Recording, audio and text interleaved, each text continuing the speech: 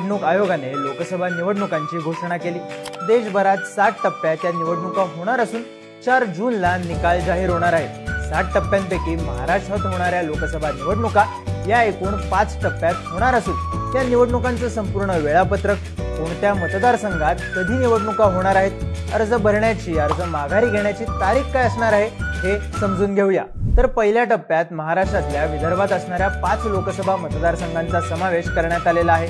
यामध्ये नागपूर, रामटेक, भंडारा गोंदिया, गडचिरोली आणि चंद्रपूर या 5 लोकसभा मतदारसंघांचा समावेश असणार आहे। या 5 लोकसभा मतदारसंघात अर्ज भरण्याची शेवटची तारीख 27 मार्च असून अर्ज माघारी घेण्याची शेवटची तारीख 30 मार्च आहे। इथल्या निवडणुका 19 एप्रिलला म्हणजेच आजपासून बरोबर 33 दिवसांनी होणार आहेत। दुसऱ्या टप्प्यात महाराष्ट्रातल्या विदर्भाच्या उर्वरित 5 मतदारसंघांचा तसेच मराठवाड्यातल्या 3 मतदारसंघांचा समावेश करण्यात आला आहे।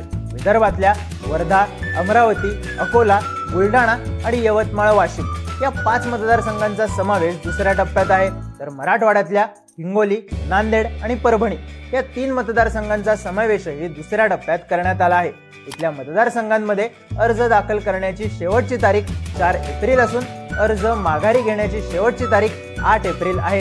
तर दिनांक 26 एप्रिल रोजी विदर्भातल्या या 5 आणि मराठवाड्यातल्या 3 अशा एकूण 8 मतदारसंघांमध्ये निवडणुका पार पडणार आहेत। त्यानंतर येऊया तिसऱ्या टप्प्याकडे। तिसऱ्या टप्प्यात महाराष्ट्रातल्या एकूण 11 लोकसभा मतदारसंघांचा समावेश असून मराठवाडा, पश्चिम महाराष्ट्र आणि कोकणातल्या मतदारसंघांचा यात समावेश आहे।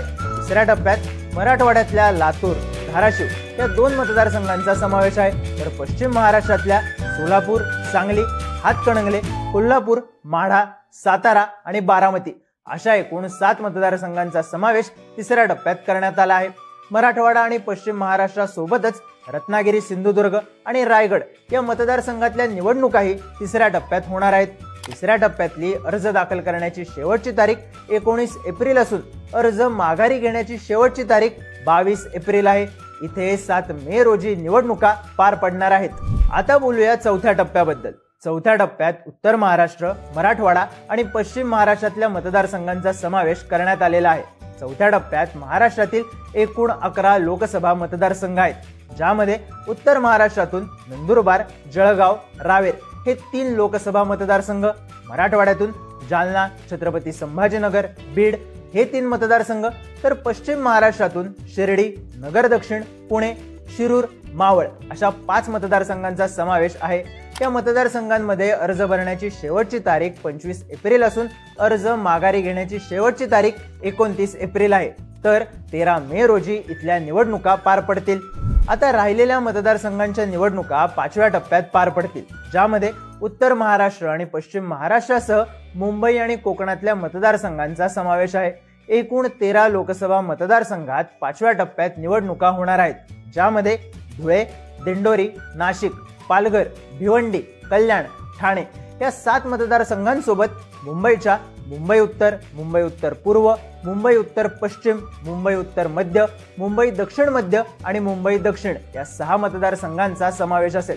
अशा प्रकारे 5व्या टप्प्यात एकूण 13 लोकसभा मतदारसंघांमध्ये निवडणूक होणार आहे।